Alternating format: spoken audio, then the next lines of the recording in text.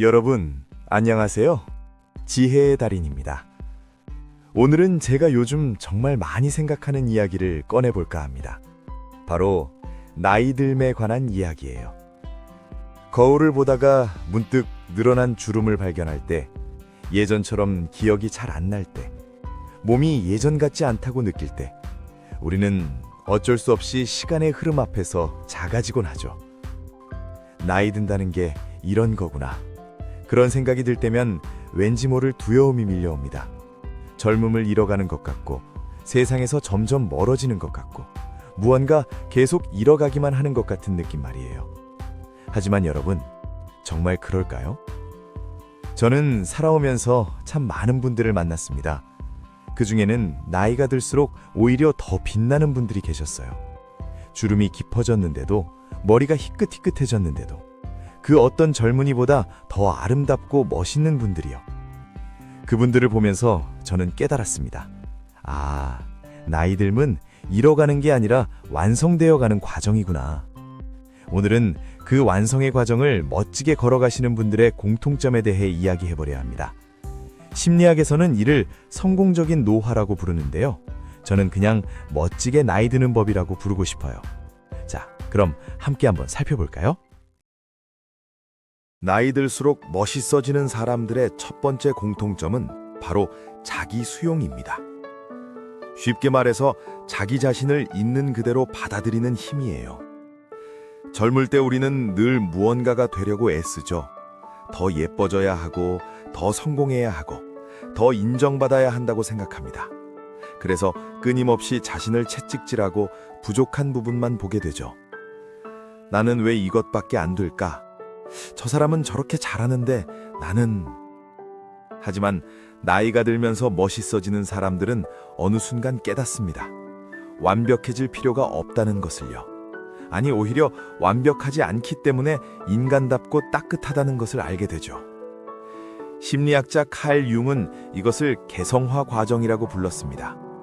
남들의 기준이 아닌 진정한 나 자신이 되어가는 여정이라는 거예요. 나이가 들면서 우리는 이게 나야 라고 말할 수 있는 용기를 얻게 됩니다. 예를 들어볼까요?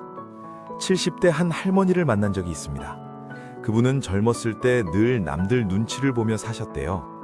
자식들 뒷바라지 하느라, 남편 내조하느라, 시댁 식구들 보살피느라 정작 자신은 뒷전이었죠.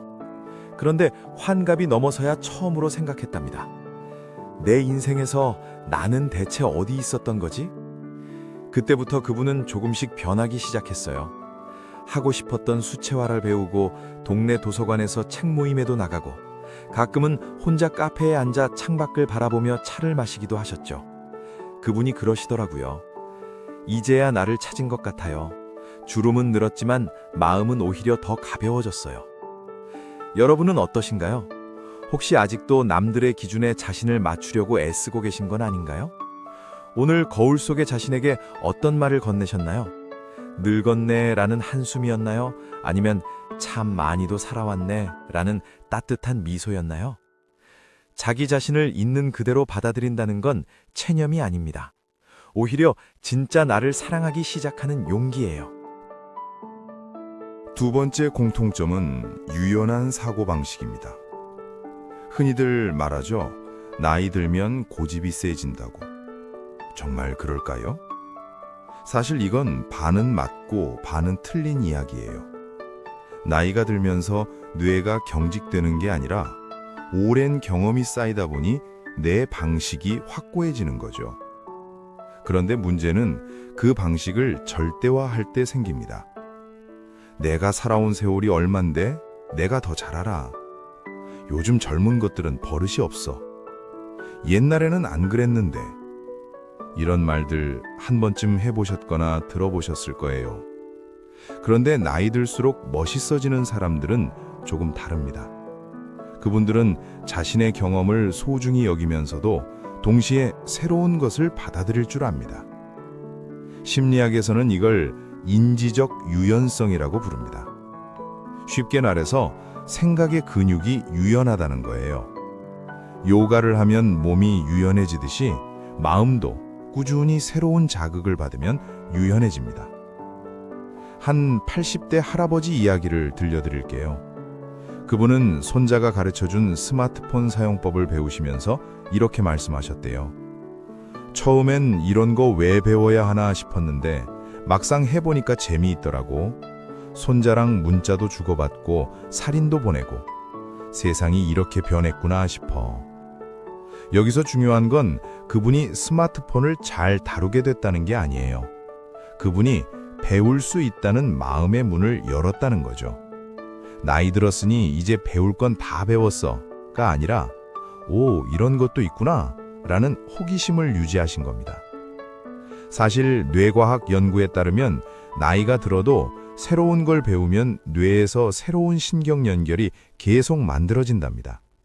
이걸 신경가소성이라고 하는데요.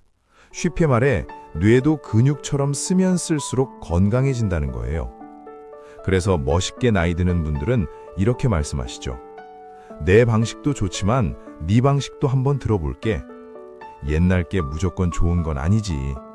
나도 배워볼까? 여러분은 요즘 새로운 걸 배워보신 적 있나요? 아니면 나이 들어서 무슨 일하며 스스로 문을 닫고 계신 건 아닌가요? 고집과 원칙은 다릅니다. 원칙은 흔들리지 않는 중심이지만 고집은 그냥 막힌 문이에요. 멋있게 나이 드는 사람들은 중심은 지키되 문은 열어두는 법을 압니다. 세 번째 공통점은 감정 조절의 미학입니다. 어린아이들을 보면 감정이 참 솔직하죠. 기쁘면 깔깔대고 슬프면 펑펑 울고 화나면 발을 동동 구릅니다. 그런데 우리는 나이가 들면서 감정을 억누르는 법을 배웁니다. 특히 우리 세대는 더 그랬죠. 참아라, 꾹 눌러라, 티내지 마라. 그런데 참 아이러니한 게 있습니다. 감정을 평생 억눌러 온 사람들이 노년에 오히려 더 폭발적인 감정을 보이기도 한다는 거예요. 작은 일에도 쉽게 화를 내거나 우울에 빠지거나 불안해하시는 분들이 계십니다. 하지만 나이 들수록 멋있어지는 사람들은 다릅니다. 그분들은 감정을 억누르는 게 아니라 다스릴 줄 압니다. 심리학에서는 이걸 정서 조절 능력이라고 하는데요. 쉽게 말해서 감정의 주인이 되는 거예요. 이건 감정을 무시하는 게 아닙니다. 오히려 감정을 정확히 알아차리고 인정하고 그 다음에 현명하게 표현하는 겁니다. 예를 들어 볼게요. 자식이 명절에도 얼굴 한번 안 비추면 섭섭하죠. 당연한 감정입니다. 그런데 이때 두 가지 반응이 있어요. 첫 번째는 나를 버렸어. 이렇게 키워놨더니 배은망덕하게 라며 원망과 분노로 가득 차는 겁니다. 그리고 나중에 자식이 왔을 때 쌀쌀맞게 대하거나 아니면 평생 상처를 곱씹으며 사시는 거죠. 두 번째는 아, 나는 지금 섭섭하구나. 그렇지, 보고 싶었으니까 섭섭한 거지 라고 자신의 감정을 인정하는 겁니다.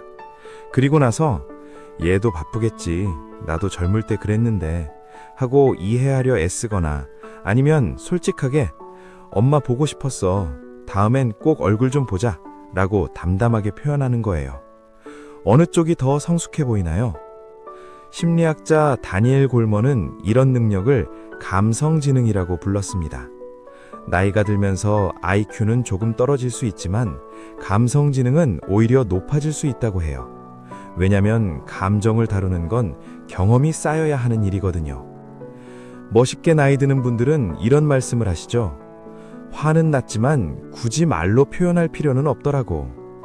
속상한 건 속상한 건데 그게 전부는 아니잖아. 나이 먹고 나니까 화낼 만한 게 별로 없어. 다 그럴 수 있는 거지 뭐. 여러분은 요즘 어떤 감정을 자주 느끼시나요?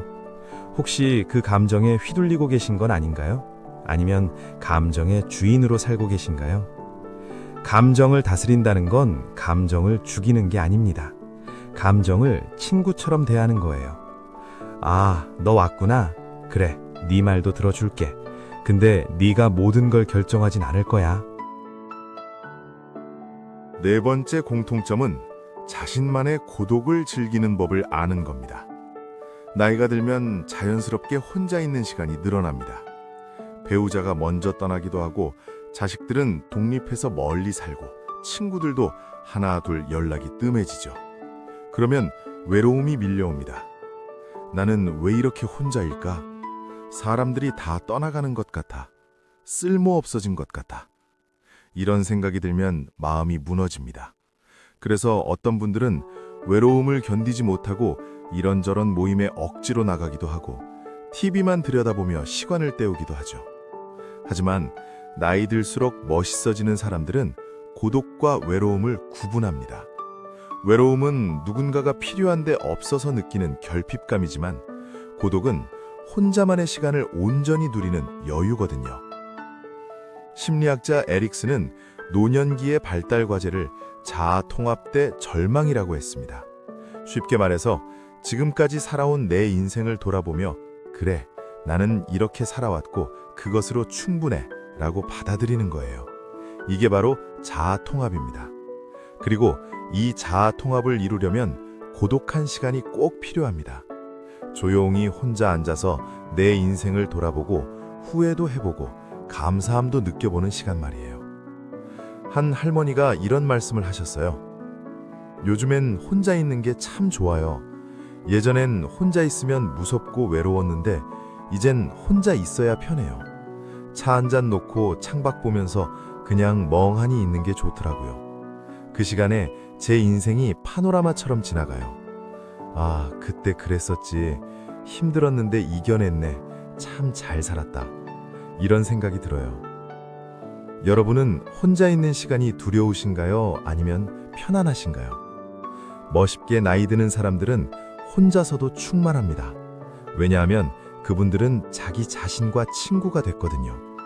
평생 남들만 챙기며 살다가 노년에 처음으로 자기 자신과 진지한 대화를 나누는 거예요.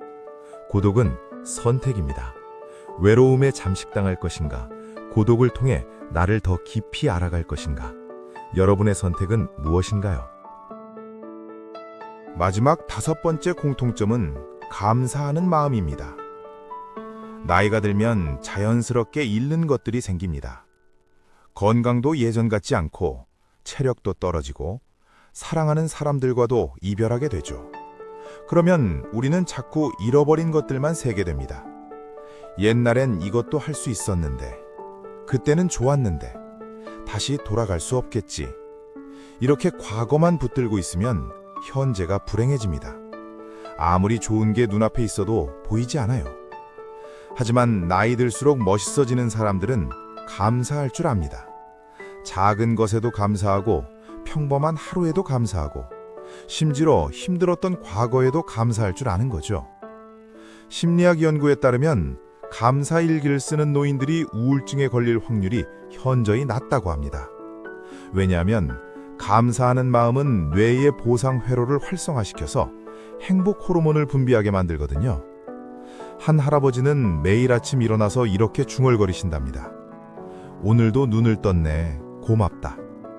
처음엔 그냥 습관처럼 하신 건데 점점 진심이 담기기 시작했대요. 눈을 뜬다는 것, 숨을 쉰다는 것, 밥을 먹을 수 있다는 것, 걸을 수 있다는 것. 이 모든 게 당연한 게 아니라 선물이라는 걸 깨달으신 거죠. 그러자 세상이 달라 보이기 시작했답니다. 예전엔 왜 나만 이렇게 힘들까 였는데 이젠 그래도 나는 이만큼 누리고 있잖아로 바뀐 거예요. 감사는 마법 같은 힘이 있습니다. 가진 것은 똑같은데 마음이 풍요로워지거든요.